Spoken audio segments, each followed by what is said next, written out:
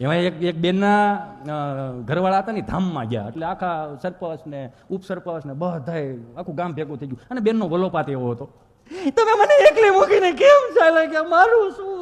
આમાં શિવરંજની વગાડો તો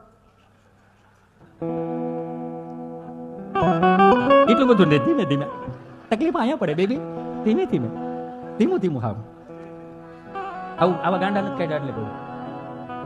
પણ તમે મને એકલી મૂકીને કેમ ચાલ્યા ગયા?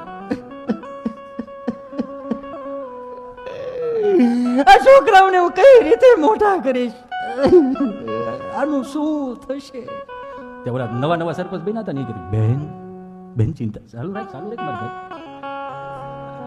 બેન ચિંતા કરમાં, બેન તારો ભાઈ બેઠો છે, બેન ચિંતા કરમાં, તારા દીકરા દીકરીને મારા ભાણિયા અને ભાણકી તરીકે હું મોટા કરીશ બેન, એને ભણાવી દઈશ, નોકરીએ ચડાવી દઈશ, અને સારામાં સારો લગ્નોત્સવ કરી દઈશ, બેન ચિંતા કરમાં, તારો ભાઈ બેઠો છે.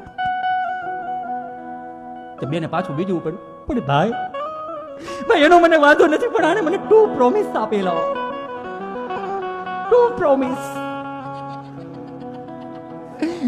એને મને એમ કીધેલું કે તને કોનું મનાલી લઈ જઈશ, પછી કે મને 4 ધામની યાત્રાએ લઈ જઈશ.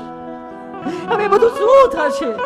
સરપંચ કીધું બેન ચિંતા કરમાં, આપણે બેન ભાઈ 4 ધામની યાત્રાએ જાવ, ભાઈ બેન નાઈન પછી ફરીથી પાછા આપણે ગામડે આવશું, બેન ચિંતા કરમાં, તારો ભાઈ બેઠો છે, 4 ધામની યાત્રાએ હું તને લઈ જાય મારી બેન. તો એ વિષય ઉપર મૂકીને બીજા વિષય ઉપર ગયા.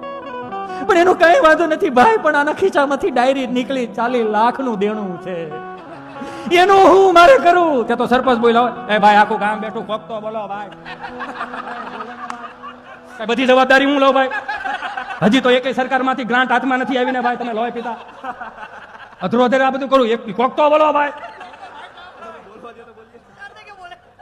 તું બોલે ભાઈ, અત્યારે વાળાની ડિમાન્ડ છે.